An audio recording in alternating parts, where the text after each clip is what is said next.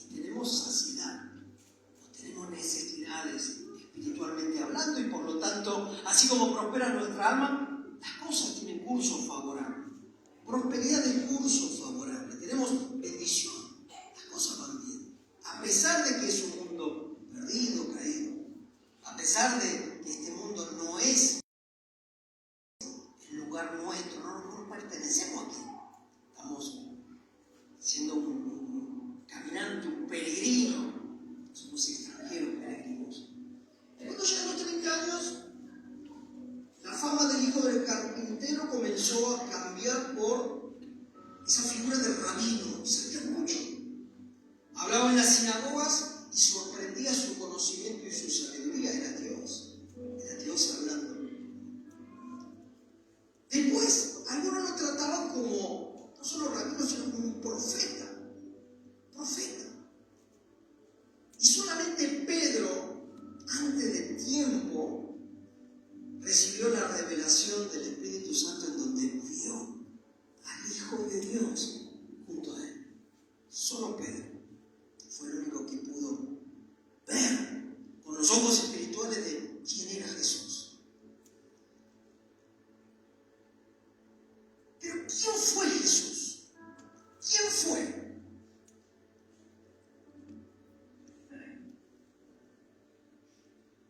Desde la mirada humana es muy difícil captar de cómo un Dios tan perfecto, tan grandioso, puede humillarse y tomar el cuerpo de un hombre. ¿Cómo puede ser que un Dios infinito, inmortal, creador de todas las cosas, tome la figura de un mortal? No es lógico. Pero en el mundo de la fe no se trata de comprender con lógicas, sino se trata de entender, abrir nuestros ojos y oídos espirituales, y que la revelación de la verdad sea justamente parte de nuestra esencia también. Cuando a nosotros nos falta el conocimiento, cuando el misterio es grande, cuando el misterio, que así se llama también el Evangelio, que es un misterio para nosotros, es un misterio, un enigma a descifrarse. Por eso hay tantas conjeturas, se habla de tantas cosas. Pero cuando nosotros entendemos que la palabra revelada en la Biblia comienza a darnos esas respuestas al enigma de la vida y del Evangelio, conocemos que Cristo es el que realmente vino a través de una mujer muy agraciada, María. María fue una mujer bienaventurada, dio a luz con la intervención del Espíritu Santo a Jesús. Claro, esto también va a chocar un poquito con la lógica humana. Esto va a chocar, claro. Pero Dios sigue dando respuestas. ¿Quién es Dios? ¿Quién es Jesús? Es el misterio que en Colosenses, capítulo 2, versículos 2 y 3, podemos ver. Dice así la respuesta de parte de Dios: para que sean consolados sus corazones, unidos en amor, hasta alcanzar todas las riquezas de pleno entendimiento, a fin de conocer el misterio de Dios, el Padre, y de Cristo, en quien están escondidos todos los tesoros de la sabiduría y del conocimiento. Cuando el mundo quiere entender el enigma del universo, que hay después de la vida, después de esta vida, de esta dimensión terrenal, ¿qué es la verdad? ¿Cuál es la verdad? Aquí se encuentra, están escondidos todos los tesoros de la sabiduría y del conocimiento. ¿En quién? En Cristo, en Dios. El misterio de la humanidad, la respuesta está en Dios, el Padre, y de su Hijo, el Salvador, nuestro Cristo. Reflexionemos un poquito. Muchos se han tomado este periodo como un momento de vacaciones, de viajes, o para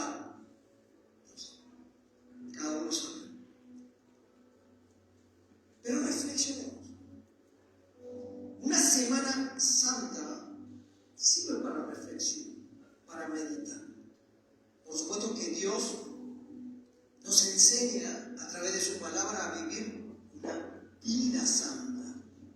No solamente unos días de santidad, es una vida santa.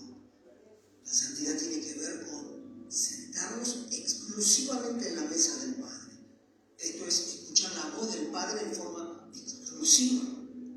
En pertenecer, eso es santidad, apartado para Dios.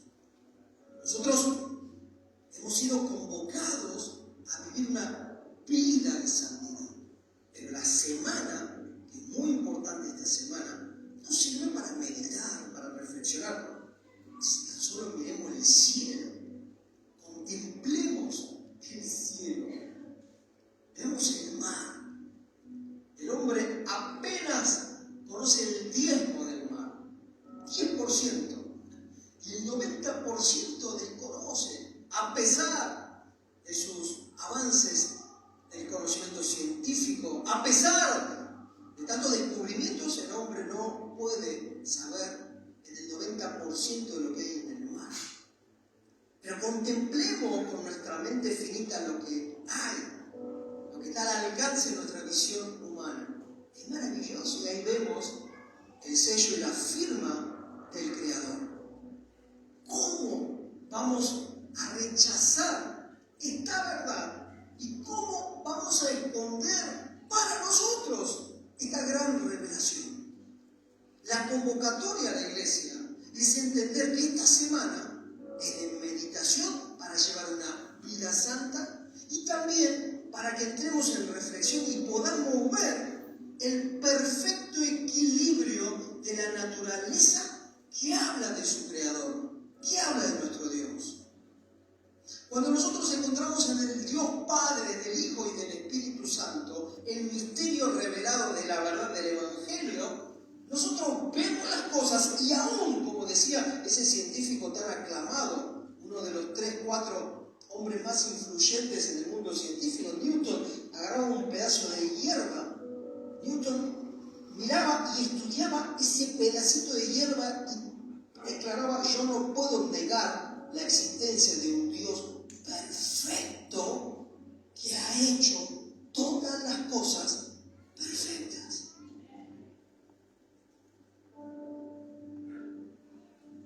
La creación no se cayó. Cuando Cristo llegó a este mundo y al culminar esos 3 años de ministerio, terminar en la cruz para entregar su vida en la creación, no se cayó. Se manifestó con ímpetu. En Mateo 27, versículo 45 declara: y desde la hora sexta hubo tinieblas sobre toda la tierra hasta la hora novena. Así dice. Hagamos una cronología breve, pero entendamos qué sucedió en ese Viernes Santo. La crucifixión comenzó a las 9 de la mañana. Sepa que los judíos contabilizaban las horas desde la salida del sol. La hora sexta sería nuestro 12, nuestro mediodía. La hora sexta es el mediodía, entonces sabemos que desde las 12 a esa hora del mediodía donde el sol debiera estar en pleno, entró en tinieblas. La creación de Dios también se manifestó, no se cayó ante lo que estaba aconteciendo. En esa cruz, la creación oscureció todo ese cielo azulado. Fue un fenómeno que duró 3 horas. Mientras Cristo agonizaba en la cruz, la naturaleza también expresaba lo que estaba ocurriendo en el mundo espiritual. En ese momento oscuro, Jesús clamaba. Era el momento en donde decía palabras como: Dios mío, ¿por qué me has desamparado? El inocente Cordero de Dios estaba atravesando las horas más difíciles. Y otro fenómeno sobrenatural ocurrió en ese instante. El velo del templo, dice la palabra, se rasgó. Para entender este hecho debemos saber que en el antiguo pacto Dios había determinado en el tabernáculo un lugar llamado Santísimo y un lugar santo. Entre el lugar santísimo, donde habitaba la presencia del Creador, la presencia de Dios, había un velo que separaba del lugar santo. Ese velo tiene un significado profundo en lo espiritual. Cuando Cristo fue crucificado, cuando Él exhala su último aliento, el velo se rasgó. Como era ese tabernáculo, era un lugar donde el sumo sacerdote una vez por año podía ingresar, debía ingresar. Las 12 tribus, los representantes, debían aguardar fuera del tabernáculo y el sumo sacerdote debía traspasar el velo del lugar santo al lugar santísimo. Solo un sumo sacerdote, un representante entre la humanidad, el pueblo escogido de Dios y el Padre Celestial, Dios, solo uno podía tener ese acceso. ¿Qué función cumplía el velo? Esa separación entre el hombre pecador y el Dios santo, santo, santo. El mediador en el antiguo pacto era un sumo sacerdote. Ahora dice la palabra de Dios que a través del Señor Jesucristo hay un mejor sacerdocio. ¿Qué sucedió? El mediador, que era un simple mortal, un sumo sacerdote, un sacerdote que mediaba entre el hombre y Dios, ahora Jesucristo iba a transformarse en el único mediador entre el hombre y Dios. El único. El historiador Josefo describe cómo era ese velo. Desde la arqueología, ese velo tenía 18 metros de altura, un espesor de 10 centímetros. Ni la fuerza de 2 caballos podían rasgar ese velo. Sin embargo, en este momento en donde el Cordero de Dios estaba siendo inmolado, entregándose por la culpa y pecados de la humanidad, por nuestras iniquidades y pecados, en ese momento el velo se rasga. Y hay un detalle, de arriba para abajo. Leamos por favor Mateo 27:51, que dice: y he aquí el velo del templo se rasgó en dos. ¿Cómo fue? De arriba a abajo. ¿Cómo fue? De arriba a abajo. Y la tierra tembló y las rocas se partieron. La manifestación de la creación, lo que estaba sucediendo en el mundo espiritual. La naturaleza gemía y manifestó. Todo este acontecimiento fue relatado por los evangelios. El significado espiritual, esto téngalo presente, nuestra salvación entonces viene de arriba hacia abajo. Nuestra salvación viene de Dios que está en su trono, del Cordero de Dios, hacia abajo. Nunca busques tu solución o respuesta. Intentes salvarte con las cosas de este mundo, con las cosas de aquí abajo. Nosotros tenemos la salvación, tenemos la bendición de Dios de arriba hacia abajo. ¿Cómo es la salvación? De arriba hacia abajo. Mientras que en la antigüedad el papel del sumo sacerdote era mediano, Cristo toma consigo toda la culpabilidad. Él es quien vino, el Cordero de Dios, de arriba hacia abajo. Él es el que rompe esa división que existía entre el hombre y nuestro Dios santo, santo, santo. Él es el que se encarga de terminar con ese velo de separación. Hemos ofendido a un Dios puro. Hemos ofendido a Dios. Pero Cristo vino a saldar de arriba hacia abajo esa deuda que teníamos a través de la redención de la cruz. Cristo dijo: yo soy el camino, la verdad y la vida. Nadie viene al Padre sino por mí. Juan 14:6.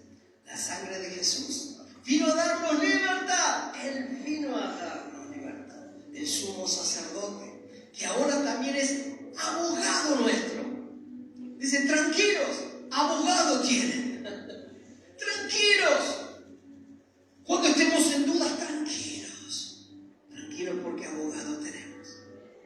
el Señor Jesucristo intercediendo por tu vida. A la diestra del Padre, manifestando que somos suyos. Que somos suyos. Él es quien asumió la defensa. Mirá qué mediador tenemos, mirá qué esperanza. ¡Qué alegría! ¿Y cómo nuestra fe no va a estar fortalecida? ¿Cómo no vamos a tener el gozo de la salvación? ¿Cómo vamos a flaquear? Aunque el mundo parecería derrumbarse, aunque las cosas no salen como nosotros quisiéramos, y menos mal que las cosas no salen como nosotros pretendemos y salen conforme a la voluntad de nuestro Padre Celestial, quien tiene el control de todas las cosas, quien sabe todas las cosas y sabe lo que te conviene. Qué bueno es que Él tenga el control y no nosotros mismos de nuestra propia vida. Entonces dice también en Hebreos capítulo 4 versículo 16: acerquémonos pues confiadamente al trono de la gracia para alcanzar misericordia y hallar gracia para el oportuno socorro. Gracia, la gracia del Señor Jesucristo, que nos da ese acceso cuando el velo se parte de arriba hacia abajo. Esa gracia que viene de arriba hacia abajo nos da la confianza de entrar confiadamente a la presencia de nuestro Dios. Hebreos capítulo 10, versículo 19 dice: así que, hermanos, teniendo libertad para entrar en el lugar santísimo por la sangre de Jesucristo. ¿Cómo fue ese velo que se raja? Ese velo que separaba del lugar santo con el lugar santísimo. Es la sangre del Cordero que nos da el acceso directo. Es el que nos da esa libertad para entrar al lugar santísimo por la sangre de Jesucristo. Por el camino nuevo y vivo que Él nos abrió a través del velo. Esto es, de su carne. Su carne fue partida. Su cuerpo fue partido. Su cuerpo fue partido.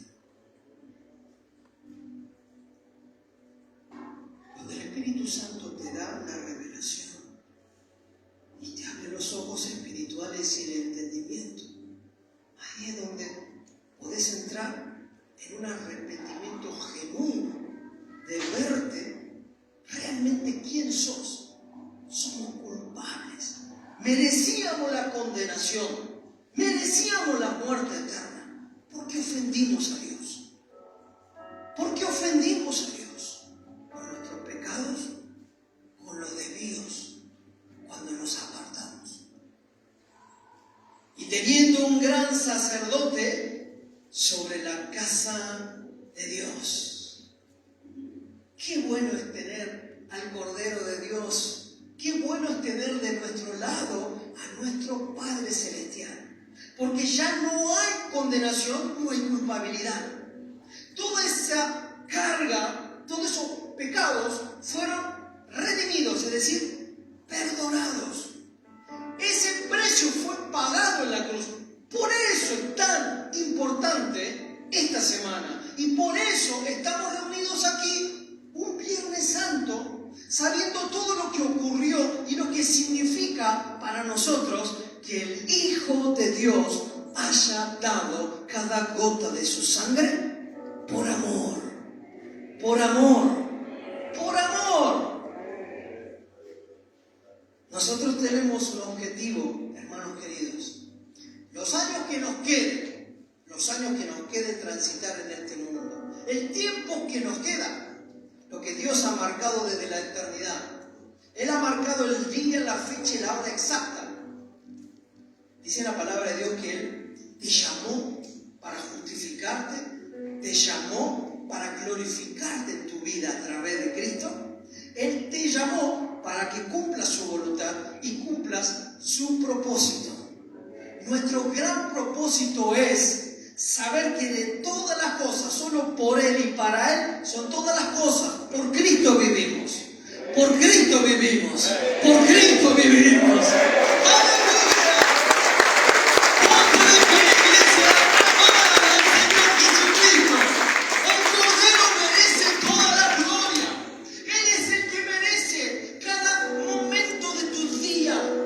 Cada suspirar, cada aliento, cada respirar. Tiene que estar centrado en darle la gloria al Cordero de Dios. No te quejes por las cosas que suceden. Todo está bajo el control de nuestro Dios. Aún todas las cosas que aunque no entendamos, es para bien. Todas las cosas ocurren para bien. Teniendo esa seguridad y teniendo la entrada, confiadamente entramos al trono de la gracia para alcanzar misericordia y hallar gracia para el oportuno socorro. Adoremos al Cordero de Dios.